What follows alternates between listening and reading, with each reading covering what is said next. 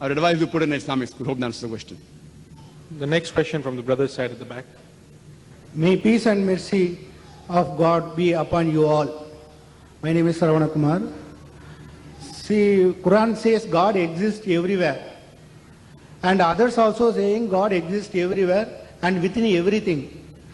And somebody says within ourselves also God is there.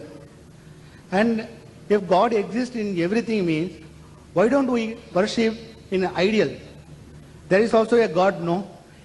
Then, if not, God, where God exists? Please explain. Thank you. The brother asked a very good question. Peace be on you too, brother. Wa alaikum assalam wa rahmatullahi wa barakatuh.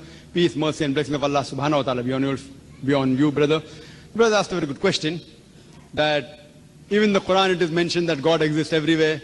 The Muslims believe God exists everywhere. Even the Hindus believe God exists everywhere. So what is the harm in worshipping an idol? God exists in the idol, God exists in human beings also. So what is the harm in worshipping an idol? Brother, nowhere in the Quran is it mentioned that God exists everywhere. Nowhere, brother. Nowhere in the Quran is it mentioned God exists everywhere. I am aware there is a misconception amongst many Muslims who assume God exists everywhere. Nowhere does the Quran say God exists everywhere. What the Quran says, Allah's power exists everywhere. Allah has the power. Wherever the verse of the Quran, wherever you turn your face, you will see the wajh of Allah subhanahu wa ta'ala. The face means the power of Allah subhanahu wa ta'ala. Allah is capable of controlling anything and everything.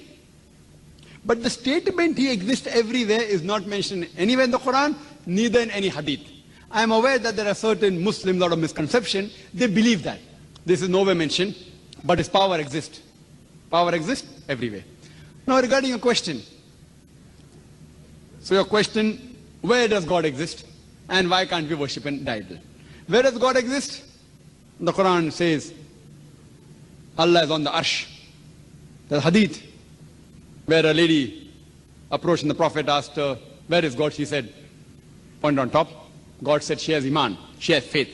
So God exists on the arsh, on the throne exists on the water, He's up in the heavens. Regarding the question. So but naturally He's not in the human being. Yes, He can control. Allah says He's closer to you than your jugular vein. That means He is aware of everything, His power is there. That doesn't mean God Himself has come into the jugular vein. That doesn't mean that. It means that Allah has power. He's close to you, that means He loves you. He knows you, He knows everything, He has power over everything, He has power over... Not even a leaf can fall without the permission of Allah subhanahu wa ta'ala. Now coming to your question, why can't we worship idols?